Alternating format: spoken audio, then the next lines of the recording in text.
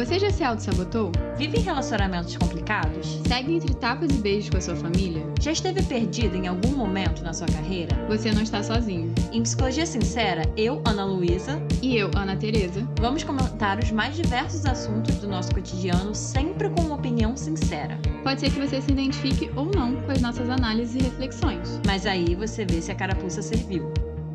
E aí, pessoal, bem-vindos a mais um episódio de Psicologia Sincera. E eu já quero começar o episódio deixando um convite pra vocês, porque se você ainda não apoia esse podcast, se você quiser se tornar um apoiador, a gente vai deixar aqui o link da descrição pro Orelo, que é onde tá rolando a nossa área de apoio, pra você receber um episódio extra por mês, se tornando nosso apoiador, ajudando o podcast a estar aqui no ar e ajudando a fazer a manutenção desse projeto. Amém? Amém. E vocês, ainda de quebra, vão ter acesso a toda a biblioteca de conteúdo extra que já tá lá gravado, pra vocês ouvirem mais episódios, né? Pra quem tá sentindo falta da nossa voz, pra quem já tá maratonando tudo, porque tem episódios ótimos do quadro mais queridinho do canal. Do podcast. do canal. O canal foi ótimo. Lancei um youtuber aqui. Ai, senhor. Do nosso podcast aqui, gente. E hoje, pra manter o nosso padrão de qualidade, a gente vai pro quadro Analisando, que é um quadro no qual a gente pega histórias do quais vocês enviam. Todo mundo aqui enviou as histórias, sabe que a gente vai acabar lendo as histórias aqui. A gente não quer expor ninguém, não quer machucar ninguém, então a gente foca nesse quadro na anonimidade. Então, a gente não fala o nome de ninguém, a gente não evita falar o nome de lugar. Eu não sei se seja relevante, né, pra história. Então, a gente evita, assim, dar muitas informações sobre as pessoas, mas a nossa ideia aqui é gerar análise, é gerar reflexões sobre o que é que tá acontecendo na vida dessas pessoas, né? Então, se você tem alguma coisa acontecendo na sua vida, se você quer saber a nossa opinião, se você quer compartilhar também, até para as pessoas se identificarem, se reconhecerem na sua história, vocês podem enviar a sua história pro podcast psicologiasincera@gmail.com, que a gente tá recebendo as histórias por lá. A gente vai dar um ok que a gente recebeu e aí a gente vai colocar aqui na fila da nossa lista aqui de histórias pra gente poder analisar. Mas antes da gente ir propriamente pro episódio... Parou. A gente sempre fala aqui, né, gente? Que nesse quadro vocês enviam as histórias de vocês. A intenção é a gente poder dar alguma análise, alguma reflexão, alguma orientação, se for o caso. E até acolher vocês, né? Dar voz às histórias e às dores de quem tá enviando as histórias. Mas é sempre importante a gente lembrar que esse podcast, as nossas análises aqui, de forma alguma substituem uma terapia, né? Na terapia é um espaço que vocês vão poder aprofundar muito mais, olhar de uma forma individualizada, né? E hoje a gente tem uma parceria que pode ajudar vocês nesse processo a começarem os processos terapêuticos de vocês. E a gente tá fazendo uma parceria com o InnerMe. O InnerMe é uma plataforma de terapia online que faz um match com o seu terapeuta. Então, no InnerMe, você vai responder algumas perguntas rápidas falando sobre você, suas necessidades, o que você está esperando da terapia. E a partir desse formulário, eles têm uma tecnologia que vai encontrar os terapeutas que mais combinam com essas suas necessidades. Então, vocês não precisam ficar gastando o tempo de vocês procurando aquele terapeuta que se encaixa, aquele terapeuta que dá match com vocês, porque a plataforma do InnerMe faz esse match. E além disso, né, tem toda a praticidade de vocês poderem fazer a terapia de vocês de onde vocês quiserem, online, sem nenhum vínculo contratual. Então, se vocês estavam esperando esse sinal e esse empurrãozinho para começar o processo de vocês, para às vezes aprofundar alguma questão que vocês ouviram aqui no podcast, que vocês perceberam que estão com alguma dificuldade, vocês querem ter essa ajuda do profissional, vocês podem entrar em innerme.com.br. INNERME.com.br para vocês saberem mais, para vocês começarem o processo terapêutico de vocês. Então, pessoal, a gente agora vai ler uma história e é só uma. Por quê? Porque a história que mandaram pra gente, ela é bem longa. Eu acho que tem muita coisa pra falar sobre ela. Eu e a Ana Luísa, a gente preferiu reservar só essa história porque vai ter coisa de família, vai ter coisa de ajuda com o namorado, vai ter tudo que vocês gostam de ouvir aqui numa única história. Então, eu acho que vai dar pra gente explorar bastante coisa. Então, bora de história? Bora! Olá, tudo bem, Anazinhas? Tenho 19 anos, tenho 3 irmãs e 2 delas, as filhas do meio, são bem bravas e sempre discutiram na adolescência. E até na fase adulta tivemos que separar brigas. Uma, a filha mais velha, saiu de casa e foi morar longe. Ela é mais fria e não entra muito em contato com a minha família, apesar de repetir que ama muito todos. Meus pais são pessoas muito carinhosas, mas também muito emocionados, explosivos e super protetores. Eu sou a filha mais nova, neta mais nova, sobrinha mais nova. Meus tios foram pessoas que colocaram muita expectativa em mim e sempre opinavam em tudo que eu fazia. Meus pais não me davam muita abertura para sair na casa dos meus amigos quando eu era mais nova, e eu nunca pude dormir na casa das minhas amiguinhas. Consegui só quando fiz 18 anos. Fui sempre cobrada para ser a filha que deu certo. Uma vez que minhas 3 irmãs não estudaram e fizeram uma faculdade medíocre, entre aspas, para ter algo no currículo. Então sempre me esforcei ao máximo para não ser problema para ninguém nessa família. Esse, mais ou menos, foi o contexto em que fui criada. Teve momentos bons, mas também tem esse lado ruim da minha criação. Com 16 anos, me apaixonei por um rapaz. Ele era uma pessoa insegura, com um passado meio conturbado, onde sofria bullying na infância, teve um pai sem noção, enfim, ele tinha muitas coisas para resolver. Mas ele se envolveu comigo, teve que ter toda aquela apresentação em casa, pedir para namorar, toda aquela pressão. Meus pais me deixaram namorar sobre condições das quais eram: 1. Eu não podia ir na casa do meu namorado. 2. A porta tinha que ficar aberta na minha casa. 3. Nós não podíamos ficar sozinhos na minha casa. E 4. Se ficássemos sozinhos, as minhas sobrinhas crianças nos acompanhariam. Coisa chata, né? Mas eu segui tudo o que eles falavam. Ao mesmo tempo, nessa rotina, minha mãe estava com raiva dos últimos namorados das minhas 2 irmãs mais bravas, que foram tóxicos. Teve até briga física. Foi muito tenso. Minha mãe é uma pessoa amargurada e sempre reclamou dos ex das minhas irmãs na nossa frente. E meu namorado, na época, ficava com mais insegurança para se abrir comigo quanto às regras que meus pais impunham estarem incomodando. Namorar nessa dinâmica desgastou meu namorado na época. Ele já teve depressão. E, enfim, não demorou muito para ele perder ânimo das coisas e ficar depressivo. Ele tentava falar comigo sobre o que ele sentia com os meus pais. Mas, como eu estava numa rotina muito corrida, não consegui perceber. Vou listar o que eu estava passando na época. 1. Estudava numa escola meio difícil, fiz ensino médio técnico, então tinha TCC para fazer, estágio e os trabalhos eram extensos e difíceis. 2. Minha mãe estava doente, não se levantava da cama e gemia de dor o dia inteiro. Eu ficava com ela em casa o dia inteiro, uma vez que estávamos em pandemia e todos os meus amigos e estágio eram à distância. 3. Minha irmã estava passando pelo término de namoro, estava transtornada e não ajudava nada em casa e minha mãe reclamava dela o dia todo. 4. Minha mãe é perfeccionista, então eu tinha que limpar a casa e fazer as coisas do jeito certo. 5. Minha outra irmã mais velha trabalhava à noite, então eu tinha que ir até a casa dela para ajudar a cuidar das minhas sobrinhas mais novas. Eu não acabei percebendo que meu namorado estava ficando mal pela rotina que meus pais impuseram para nós. Para mim era o certo, pois meus pais repetiam que era o certo, minhas irmãs repetiam que era o certo, meus tios repetiam que era o certo, então não fiz nada a respeito. Não dei abertura para ele se sentir seguro e falar para mim como se sentia mesmo. Além disso, eu desabafava para o meu namorado sobre o quanto eu estava triste com a falta de compreensão que a minha família tinha comigo, e isso deixava ele triste, porque ele não podia opinar nada sobre a minha família. Ele pegava pesado e eu ficava meio brava com ele. Eu sei que isso foi erro da minha parte, eu reconheço isso. No meu aniversário foi o estopim.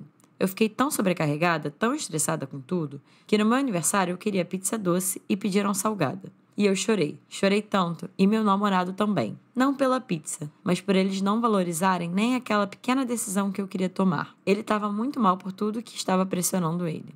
No mês seguinte, ele tinha piorado, não falava mais comigo, ele estava engordando, ele era uma pessoa que fazia muito exercício, mas com toda a pressão da minha família sobre ele, ele perdeu o ânimo de tudo e entrou em depressão. Eu me senti muito culpada quando me dei conta do que estava acontecendo. No ano seguinte, eu achei que ficaria melhor. Eu comecei a me impor mais para minha família. Pude ir na casa dele, consegui até dormir escondido lá. Me impus mais e eu não seguia mais as condições que meus pais tinham imposto para nós. Mas o meu namorado continuou mal, mesmo com todo o esforço que eu desse. Com todas as brigas que eu tive que tomar e tudo que eu tive que ouvir da minha mãe. Acredito que o que mais me pegou foi você é uma decepção para mim. Mesmo depois de tudo que me esforcei para aceitar tudo que ela pediu para mim.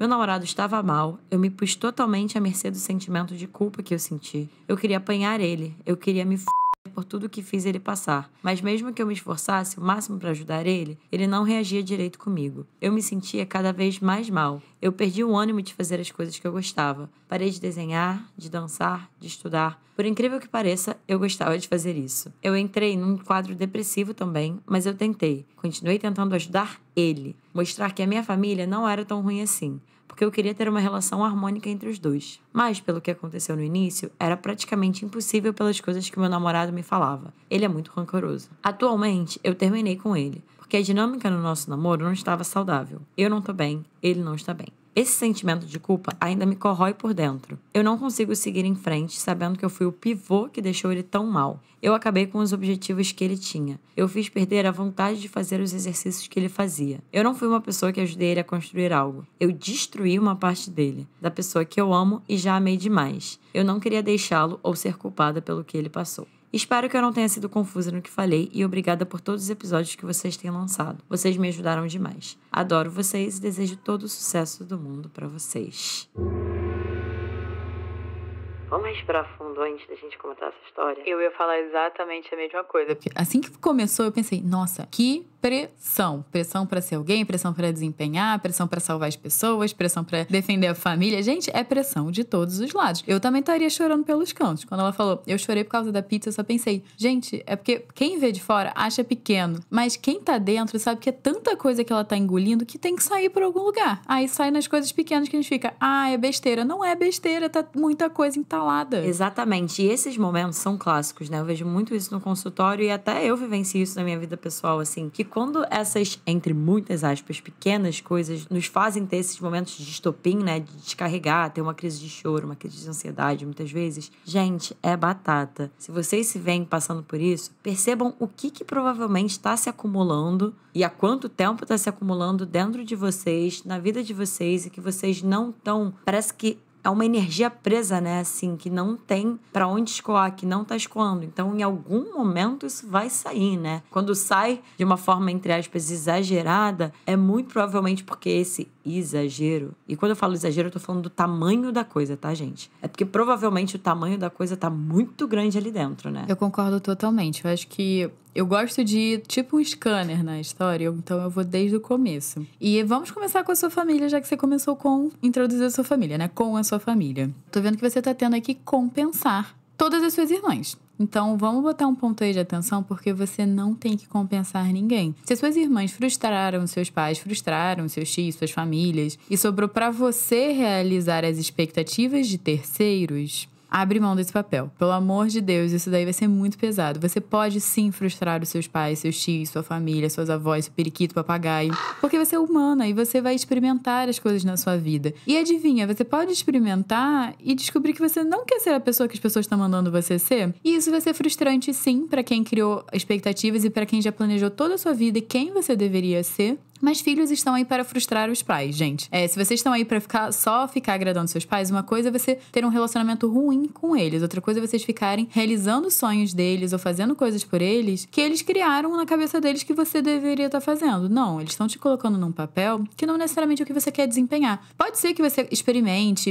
repense o seu lugar na sua família e você pensa, não, eu quero assumir esse papel. Mas eu quero que isso seja uma decisão consciente. O que eu tô sentindo é que as pessoas vão te empurrando o que você tem que fazer, o que é o certo, né? A história fala... Você está fazendo certo, você está no caminho certo. Você tá mesmo? Você se sente no caminho certo? Porque pra mim vale muito mais valioso você estar no caminho certo do que a sua família estar no caminho certo. Então eu quero que seja uma escolha consciente desse papel que você tá desempenhando na sua família. E é até interessante, né? Porque ao mesmo tempo que eles ditam muita coisa pra você que você não concorda, você defende eles. E acho isso interessantíssimo, assim, o quanto você não tá feliz inserida nesse esquema, nessa dinâmica, mas ao mesmo tempo você defende e não critica e não faz essa autoanálise de o que é que tá acontecendo. É que eu fico pensando também que nesse processo, né, aceitar essas dinâmicas problemáticas na família, né? Eu acho que uma forma de lidar, muitas vezes, é não entrar em contato. Tem muita dor envolvida aí, né? Então, assim, perceber... Até porque essa dinâmica dos papéis que a gente tem na nossa família, os papéis que todo mundo tem, tá, gente? Inclusive, assim, de uma forma inconsciente. Tem pessoas que são dadas, entre muitas aspas, o papel de ser o filho problemático. Um que é o filho que não dá problema, o outro que é o filho que cuida, o outro que é o filho que resolve, enfim...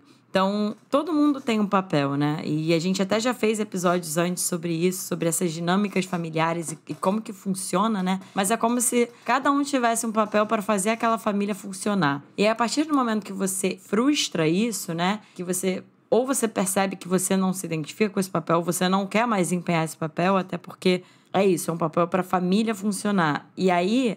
Muitas pessoas passam por um momento na vida que é... E aí que eu acho que entra um pouco nesse ponto de defender a família, que é um uma decisão, geralmente quando você gera uma consciência desse papel, né, e de como que esse papel tá te afetando na sua vida individual para além da sua família, que é escolher ir saindo desse papel e a quem que você vai ser leal. Você vai ser leal à sua família, essa dinâmica da sua família, que muitas vezes pode acabar te engolindo e te exigindo esse papel, por exemplo, de ser a filha que deu certo, de não ser problema pra ninguém. Isso está a serviço deles, né? E aí a gente chega nesse momento decisivo de eu vou ser leal à minha família e a esse papel que foi me dado, ou vou ser leal a mim? Mas é difícil, tá, gente? Assim, eu tô falando isso aqui, mas às vezes são anos e anos de terapia pra gente desenvolvendo, até porque a dor vem muito do lugar do medo, assim, de deixar de pertencer, né? Então, se você pertenceu nesse espaço, nesse papel, sendo essa pessoa, por exemplo, sendo a que deu certo e a que não dá problema pra ninguém, o que vai acontecer se você sair desse lugar, se você sair desse papel, né? Então, é um lugar muito complicado de estar, assim, se a gente botar na balança, né, assim, o que você perde se você sai desse papel. Então, mas voltando um pouquinho, né, fazendo esse scanner que a Ana Teresa falou, eu vou reforçar aqui, já falei isso em outros episódios, mas eu vou reforçar aqui para essa ouvinte. A gente vai aceitando esses papéis também, né, e a gente vai desenvolvendo nossos modos de funcionar, nossos padrões, por um motivo, para satisfazer alguma necessidade, né? Não sei exatamente qual é a sua, mas a gente pode ver talvez uma necessidade de pertencimento, uma necessidade de afeto, uma necessidade de ser amado, uma necessidade de ser aceito. Então, são irmãs, né? Todas essas necessidades que eu falei são irmãs. Mas só para você entender que você provavelmente veio a desenvolver esse jeito e que eu percebo que tá transbordando para sua relação com o seu namorado ou com seu ex-namorado, por um motivo, assim. Porque tinha uma necessidade que estava precisando ser atendida e você desenvolveu esse jeito por isso. Só você vai saber, tá? Assim, tô jogando isso aqui, essa análise, essa reflexão, e só você vai saber ouvir aí e entrar em contato com isso e perceber o que era aquilo que você estava precisando, qual era essa necessidade que você tinha e que você acabou desenvolvendo esse jeito para satisfazer essa necessidade. A questão é que quando a gente fica muito rígido em só um jeito ou só um papel, isso muito provavelmente vai acabar atrapalhando outros aspectos. Porque, gente, a vida vai acontecendo, as coisas vão acontecendo e muito do processo até de terapia é a gente ir ampliando. Até para talvez você conseguir preencher essa necessidade, exemplo, se for de afeto ou de pertencimento, de outras formas que não seja só sendo a filha que deu certo ou sendo a pessoa que não dá problema para ninguém. Para você poder experimentar outras relações na sua vida que você satisfaça essa necessidade sem que seja dessa forma, que você abra mão, às vezes, de coisas muito importantes para você, que não te gere todo esse sofrimento que provavelmente está te gerando ficar presa nesse papel. Tá fazendo sentido? Para mim, tá fazendo muito sentido. E eu acho que outro papel um pouco de salvadora que você ganhou foi com o seu namorado também. Você repetiu o padrão de papel que você tinha com a sua família com o seu namorado. Obviamente, eu acho que você ganhava talvez muito mais afeto, muito mais amparo, muito mais apoio dele do que você fala que você recebe da sua família, né? Porque sua família é muito cheia de regra e tudo mais. Eu fico até me perguntando se eles conseguem te apoiar e te acolher da forma que você gostaria. Mas acabou que você escolheu pra namorar um garoto que provavelmente era um amor de pessoa com você, mas ele tinha muitas vulnerabilidades ali, que ele também não tava olhando, né? Você já sabia desse padrão dele evitar e não entrar em contato. Temos aí outro padrão repetido, né? De se relacionar com pessoas que não entram em contato. E ele desenvolveu depressão. Uma coisa que eu quero explicar sobre depressão, e eu acho que isso vai valer pra todo mundo aqui que lida com alguém que tem depressão, é uma doença e ela é muito mais complexa do que só uma situação. Pessoal, tem fatores genéticos envolvidos, históricos genéticos, se tem pessoas na família, tem questão ambiental, de onde a pessoa está inserida, e não é só um contexto não, gente, são vários contextos. Ele já tinha, por exemplo, algo que deixava ele mais vulnerável, que era o bullying, que é a história pregressa de vida, né? Tem fatores da pessoa. Normalmente, quando eu atendo paciente em depressão, depois que a pessoa, né, já melhora da depressão e tudo mais, diminui os sintomas, ela consegue expressar, isso é muito comum de ouvir, gente, pessoas que tiveram depressão, o quanto elas atualmente já conseguem reconhecer que elas já tinham um funcionamento mais depressivo, com o humor mais pra baixo, uma visão mais negativa do mundo, desde mais novos. A única diferença é que eles desenvolveram a doença, mas muitas vezes o jeito de funcionar um pouquinho mais pra baixo, eu não sei se vocês estão entendendo muito bem o que eu quero passar pra vocês, já tá lá. Então, eu entendo a dor que você deve sentir quando você pensa que você é responsável pela depressão dele. E deve ser um peso enorme que você deve estar ganhando. Até porque eu acho que uma pessoa que você ama, né? E você achar que você é a grande causadora disso, nossa, isso deve causar muito sofrimento. Mas eu quero que você saiba e você tire esse peso de você, que a depressão ela é multifatorial. Pode ter eventos estopins ali, mas não é você, a sua família, que são os grandes causadores, os grandes vilões da história do seu namorado. Exatamente. Eu fiquei pensando exatamente nisso quando eu tava lendo a história. É muita responsabilidade. É muita responsabilidade em você. É muita responsabilidade até na sua família mesmo. Ela pode até ter algum tipo de contexto, ter um ambiente desagradável pra ele, né? Que talvez engatilhe coisas nele. Mas é exatamente o que a Ana Teresa falou. Vai muito além disso, né? Fiquei pensando assim, como que é isso na sua vida de ser responsável por tanta coisa, né? Inclusive, qual é o outro lado da moeda, né? Porque ao mesmo tempo que é muita pressão, é muito poder, de alguma forma, né? Assim, de você ter tanto poder de ser a causa da depressão de uma pessoa, ou de ser a causa de, enfim, algum caos na sua família, né? Assim, é muita responsabilidade. E é uma responsabilidade dele. E aí, gente, só um ponto muito importante sobre culpa e responsabilidade. São coisas diferentes, tá? Quando eu falo que é responsabilidade dele, é porque, de fato, a depressão é dele. Ele é a única pessoa que pode fazer alguma coisa em relação a isso. E que pode buscar essa ajuda. E que pode mudar aspectos da vida dele pra tentar mudar essa situação. Inclusive, eu fiquei pensando nisso, né? Porque se ele percebe, por exemplo, que a sua família ou o ambiente que ele convive com você é um contexto que não faz muito bem pra ele, né? Ele é a pessoa de escolher estar nesse ambiente ou não, de botar esse limite ou não. Claro que ali você como namorada, assim, é muito complexo, tá, gente? Porque eu também fiquei ouvindo essa história e pensando o quanto que é complexo você se relacionar com a pessoa que tem famílias muito difíceis, que tem famílias disfuncionais. Isso acaba afetando, sim, a relação. Então tem também ali um lado dos dois tentando botar limites nessa família. Mas onde eu tô querendo chegar é que é muito peso e muita responsabilidade em você disso, assim. Se ele percebia que é um ambiente que não fazia bem pra ele, a responsabilidade é dele de colocar esse limite. E se ele não colocou, não sabemos exatamente por quê. Mas eu tô aqui pensando assim, cada um no seu quadrado, cada um com a sua responsabilidade e se responsabilizando pelas próprias escolhas da sua vida, né? Então eu concordo muito com a Ana Luísa que ele também tem que olhar pra ele mesmo. E você também tem que olhar pra você. Acho que se cada um cuidar de cada um, dá mais bom, assim, cada um se responsabilizar pelos seus próprios BOs. Então eu entendo super você querer ajudar ele, mas eu vejo, assim, o quanto você tá se sentindo culpada, o quanto você deve estar sofrendo com toda essa situação. E eu acho que eu vou um pouco além. Eu sei que você, um dos catalisadores, né, um dos estopins, deve ter sido aí o seu namorado ter deprimido, ter ficado mal, mas eu não sei se, de certa forma, ele ter deprimido também começou a fazer você entrar em contato com uma tristeza que você não estava entrando em contato. Porque o que eu tô imaginando de você, e eu posso estar errada, mas eu não tenho como falar com você, é você muito no fazer, vamos dar conta, vamos lá. As pessoas estão esperando isso de mim, vou fazer.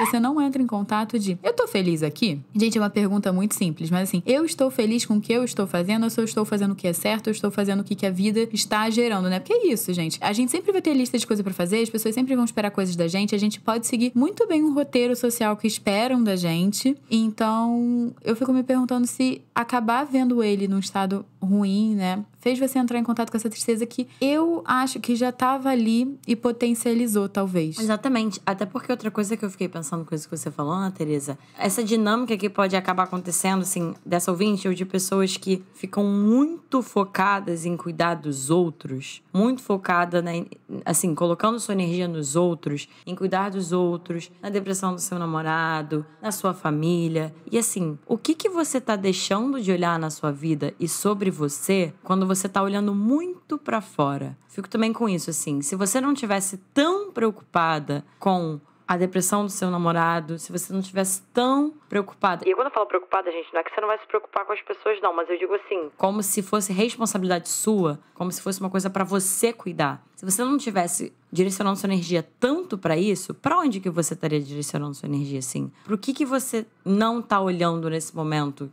de dentro, assim, da sua vida? Porque, inclusive, eu fiquei pensando aqui, dei uma relida aqui na história rapidinho, você fala muito dos outros, do seu namorado, da sua família, assim, de tudo isso externamente, e eu fico pensando no que você coloca energia, assim, na sua vida, na sua vivência, no que você quer construir pra você, né? Me parece que você fica muito preocupada cuidando dos outros e não sei se tá sobrando muito espaço pra você cuidar de você. Só que eu tô falando isso como se fosse simples, tá, gente? Assim, então agora a pessoa vai cuidar dela, que ótimo. Não, gente, cuidar de si mesmo é muito difícil. Assim, é muito angustiante, às vezes até mais do que cuidar dos outros, porque aí você entra em contato com você se responsabilizar pela sua própria vida, você se responsabilizar pelas suas próprias escolhas, que não tem ninguém que vai escolher por você, assim. Inclusive, se você viveu num contexto com muitos deverias. O que são os deverias, gente? É exatamente o que você falou. Pra você era certo porque seus pais repetiram que era certo, suas irmãs repetiram que era certo, seus tios repetiram que era certo. A situação vai resolver. Vai, faca! Pronto. E tem dois lados da moeda, né? De quando você cresceu num ambiente que você não teve espaço para criar muito a sua própria opinião, né? Teve muitos deverias de quem que você deveria ser, o que é certo, o que é errado, que a gente chama na Gestalt, né, de introjeções, que são essas crenças mesmo que a gente tem sobre a gente, sobre o mundo, sobre como que as coisas deveriam ou não ser. De um lado, tem a experiência muito negativa, né? Da frustração e da raiva que dá de caramba, eu não posso ser eu mesma, eu não posso ter minhas próprias opiniões. Isso é muito ruim. Mas a partir do momento que a gente coloca esses deverias pra fora, assim, de tudo aquilo que a gente aprendeu que a gente não concorda, fica um vazio, tá, gente? Porque eu passei minha vida inteira com pessoas me falando o que eu deveria ou não fazer e o que é certo e errado. E, putz, silêncio. Agora sou eu que vou ter que construir isso pra mim. Agora sou eu que vou ter que me responsabilizar pela minha própria vida, pelas minhas opiniões, pelas minhas escolhas. Eu não sei se eu tô indo longe demais, tá? Mas eu tô, assim, eu passei por isso, vejo clientes passando por isso, e não é fácil. Às vezes a angústia é muito maior do que a dificuldade, a frustração e todos os sentimentos que vêm de ter que ficar cuidando dos outros, né? E é isso que eu falo. Geralmente, a gente tem um ganho no funcionamento que a gente ainda tá tendo, né? E esse pode ser de não se responsabilizar por você. E eu digo isso como uma pessoa que faz isso também, então sem julgamentos, mas eu acho que ter muita coisa na sua vida também serve como uma forma de evitar entrar em contato com muita coisa que deve estar acontecendo aí dentro. A gente começou, né, analisando essa história, falando daquele choro no seu aniversário, que você queria pedir a pizza. E isso pra mim é uma evidência de que tem muita coisa que não tá sendo vista e que